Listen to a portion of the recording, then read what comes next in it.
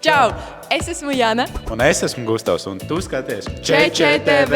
Šajā epizodē esam ieradušies Ķekavā, kur iepazīsimies ar Ķekavas vidusskolas skolotājiem un skolēniem. Noskaidrosim, ko skolotāji dara starpbrīžos, un vai arī viņiem ir nepieciešama kāda jauna ideja.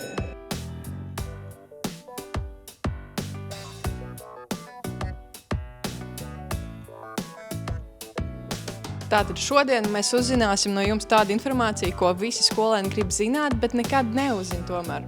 Sarunājas viens ar otru vairāk. Atpūšās, spēlē spēles. Lai iziet ārā, svaigu gaisu pārbot. Man liekas, skolotāji nemaz nejūt, ka viņiem ir starpbrīdis.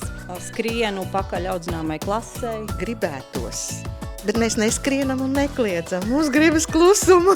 Darījām jau visādas blēņas. Sarunājos ar draudzenēm, meklējām, kurā gaitenī ir simpātija. Ir ļoti skaļi. Jā, skolotāji sarunājas. Mums ir klusums, miers, ciemiņi no vecākos puses. Kā jūs domājat, ko skolotājs dara starpbrīžos? Atpūšās no skolēniem, Atpūšās no skolēniem. ēd pusdienas. Nerunājamas lietas. Man liekas, viņi atpūšās no iepriekšējās stundas un sagatavojas nākošajai. Nav ņaus, viņas kā katrs beidzās stundu aiziet kaut kur un tad parādās. Nezinu, kur viņas iet, nav ņaus, ko viņas dara. Jana, kā tev šķiet, vai mājaslapā champs.lv atrodamās idejas varētu īstenot arī skolotāju istabā? Pamēģinām.